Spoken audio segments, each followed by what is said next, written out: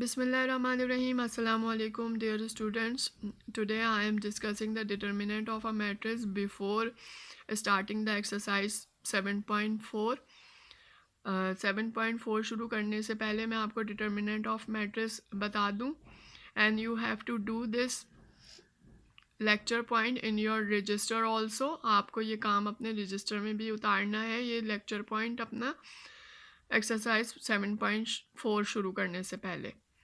Determinant हम इस तरह मालूम करते हैं कि लीडिंग डायगोनल्स के एलिमेंट को मल्टीप्लाई कराते हैं, बीच में माइनस की साइन आती है।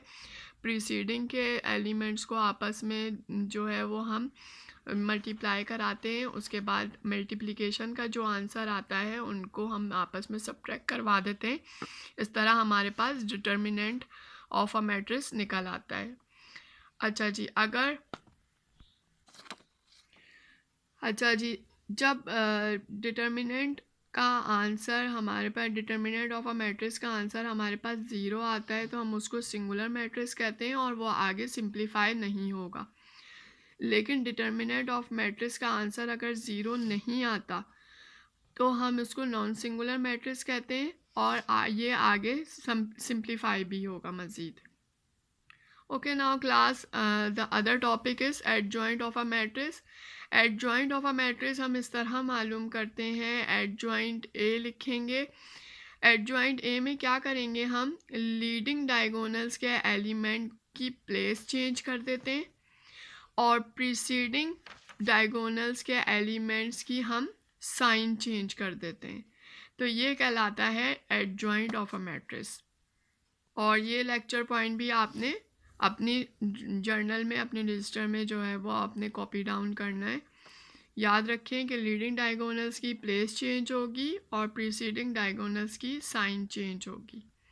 ठीक है, ये कहलाता है adjoint of a matrix. Okay, now next is multiplicative inverse of a matrix. Multiplicative inverse of a matrix हम इस तरह फाइंड आउट करते हैं, A inverse is equals to adjoint A upon A determinant. इसको दूसरी तरह से हम इस तरह लिखते हैं, A multiplicative inverse of A is equals to 1 upon determinant A multiply by adjoint A. This is the formula of multiplicative inverse of a matrix. Multiplicative inverse of singular matrix does not exist. यानी मैंने बताया था singular matrix में अगर आपका answer 0 आ जाता है तो वो मज़ीद आगे सिंप्लीफिकेशन उसकी नहीं होती। अब यहाँ पे एक एग्जांपल है आपके पास, ए मैट्रिक्स है 4 -1 8 -5। डिटर्मिनेंट ए हम इसका इस तरह निकालेंगे कि पहले हम 5 को 4 से -5 से मल्टीप्लाई करा देंगे, बीच में साइन लगाएंगे माइनस की। -1 को 8 से मल्टीप्लाई करा देंगे, उसके बाद जो हमारा मल्टीप्लिकेशन का आंसर आएगा उनको आपस में सबट्रैक्ट कर देंगे। हमारा इसका आंसर आ रहा है -12। अच्छा, ये -12 आया तो ये नॉन सिंगुलर मैट्रिक्स हो गया। अब ये आगे मज़ीद सिंप्लीफाई इस तरह होगा कि इसका हम एडजॉइंट ए निकालेंगे। एडजॉइंट ए निकालने के लिए हमने लीडिंग डायगोनल्स की प्लेस चेंज करनी है एलिमेंट्स की, और प्रीसीडिंग डायगोनल के एलिमेंट्स की हम साइन चेंज करेंगे। तो हम as we know that multiplicative inverse of A is equals to 1 upon determinant A multiply by adjoint A. Determinant A का आंसर हमारे पास आया था -12 और एडजॉइंट ए का मैट्रिक्स हमारे पास आया कि हमने इनकी जो है वो प्लेस चेंज कर दी थी, -5 4 1 -8, इनकी हमने साइन चेंज कर दी थी प्रीसीडिंग की। इनको आपस में हम सिंप्लीफाई इस तरह कराएंगे कि यहाँ पर 1 की जगह पर -5 आ जाएगा, -5 अपॉन -12। उसके बाद यहाँ पर आ जाएगा 1 अपॉन -12, यानी कि सिंपली आप ये समझें कि हम 12 को मल्टीप्लाई करा रहे हैं हर एलिमेंट से। तो इसलिए इसका आंसर अपॉन में आ रहा है, फ्रैक्शन में इसका आंसर आ रहा है -8 अपॉन -12, 4 अपॉन -12। उसके बाद हम इसका हम आंसर फाइंड आउट कर लेंगे। जो सिंप्लीफाई हो सकता होगा उसको मज़ीद सिंप्लीफाई कर देंगे। जैसे यहाँ पर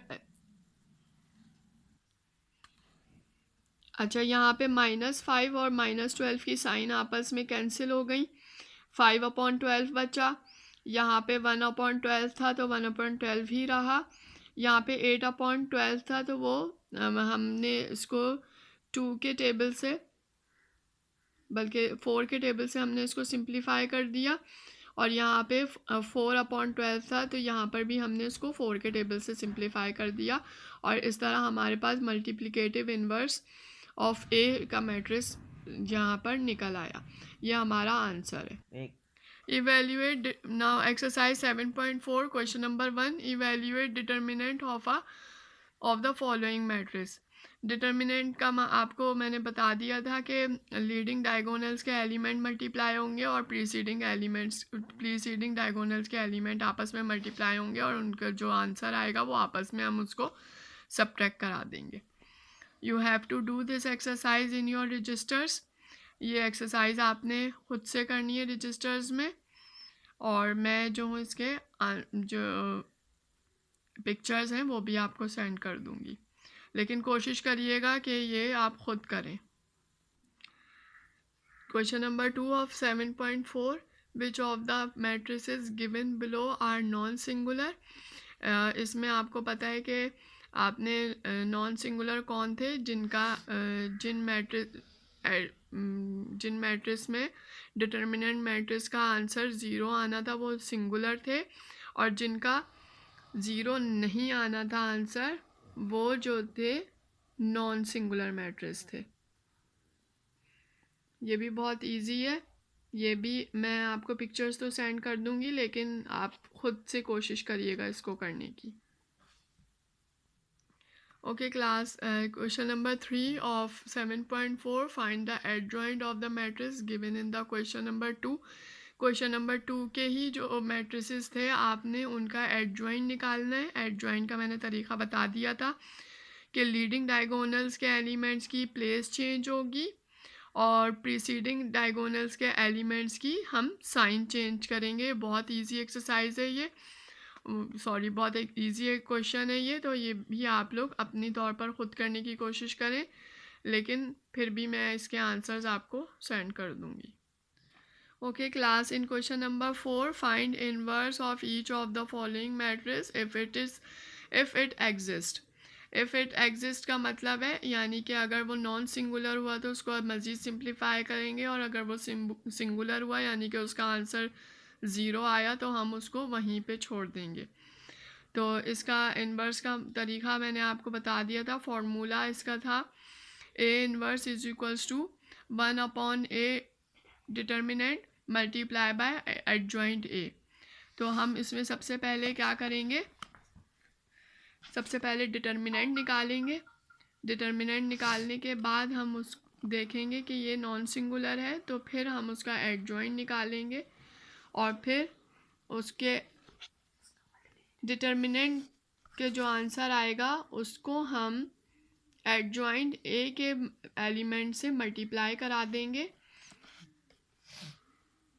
और फिर हमारा आंसर मैट्रिक्स हमें हासिल हो जाएगा, यानी कि A इन्वर्स हमें मिल जाएगा, A इन्वर्स मैट्रिक्स हमें मिल जाएगा।